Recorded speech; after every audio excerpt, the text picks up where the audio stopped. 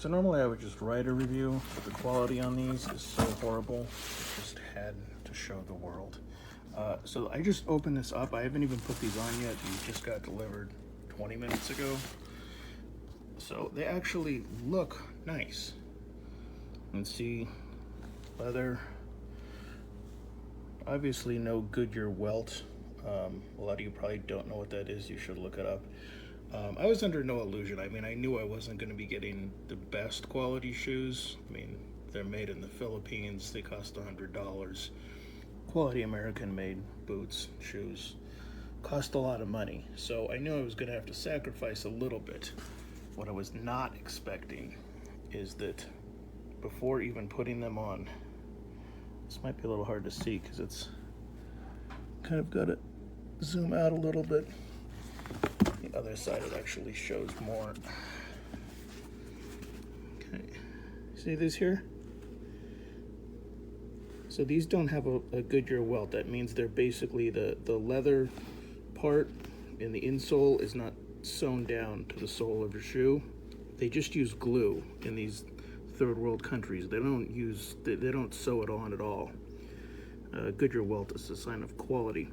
So these are just held together by adhesive. So you can see that there's like this split between the leather top and the insole where there shouldn't be one. So you see the rest of it, there isn't one. The rest of this is actually glued on, even though, I mean, glue is a really kind of crappy way to make a shoe, but you know, third world country, that's what they do. So you see this? There's like this break here. And what that's gonna do is it's gonna cause a whole bunch of water to get inside the shoe. It's gonna destroy the leather. It's gonna basically dissolve the rest of the glue, and the shoe's just going to come apart. And if you're thinking that was just one shoe, it isn't. Here's the other one, which is actually the first one I pulled out of the box when I had it delivered. Now let's see, can you see this? It's not so much on that side, but it is on the inside. See, you got the same thing here. It's kind of actually hard to see in the video, but you might be able to make it out. There's this split in between.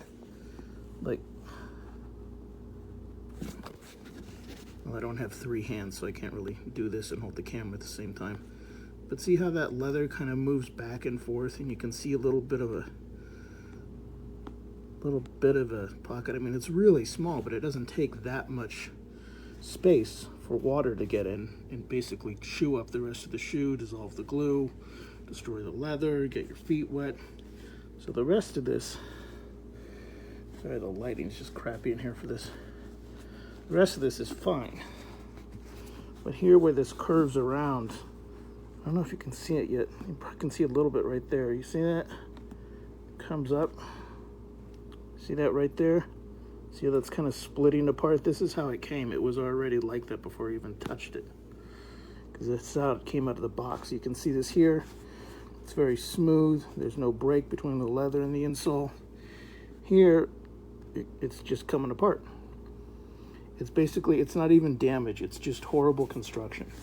And this is the problem, because people who are Gen Xers, grew up in my generation, when we think of Timberland, we think of the Timberland we knew, you know, and we would walk through malls as teenagers back in the 90s, back when they actually made stuff quality, assuming in the United States with American labor. But that is not the Timberland of today. And basically, the name is how you get faked out. Because the Timberland of today uses horrible quality goods that you don't use people who know what they're doing. They're basically trying to make it as cheap as possible so they can get as much out of you and pay their workers as basically little as they fucking can. And these are basically people who are not, you know, they don't make shoes professionally. They're not cobblers. They're just sewing crap together. They're not even sewing it in this case. They're just, you know, gluing things together. I mean, it just doesn't really take any talent or know-how whatsoever. But yeah, that's the problem. So it's going to be the last purchase I ever make from Timberland. I will be returning these to Amazon, and from here on out, I will never again buy cheap foreign crap when there is a good American alternative. Guess I'm just gonna have to save up the money and get some quality mocks from Red Wing. There's some other really good American-made shoes where they have Goodyear welts, or they have hand welts, or some kind of welt. It's not just glue. But yeah, these things aren't even going to last you one time before they start falling apart. I mean, I haven't even put them on. They're already coming apart. So yeah, I mean, I guess when you go cheap, it's not like you get a lesser quality product. You don't get any real product at all, because these are not shoes that are going to last you at all. So I guess let it be a lesson. Buy American and screw Amazon.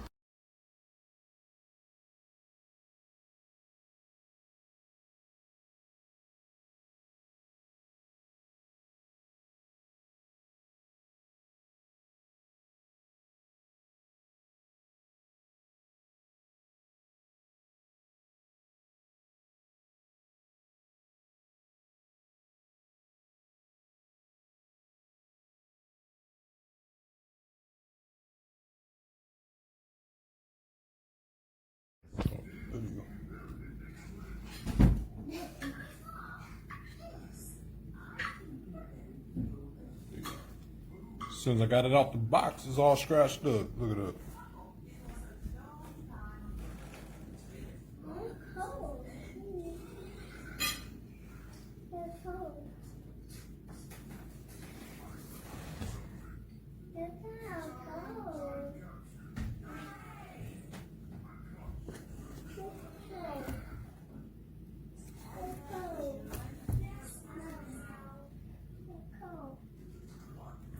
Thank you for sending me damaged shoes.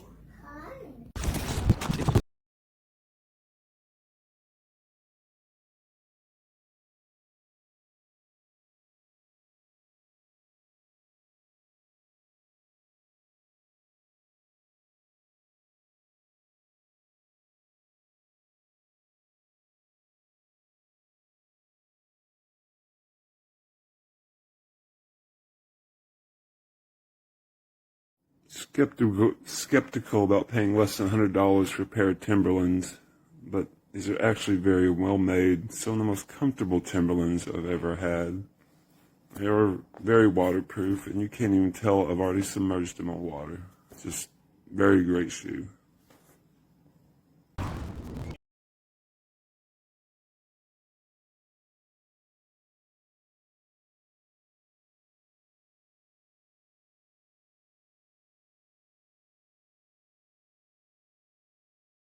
These boots look used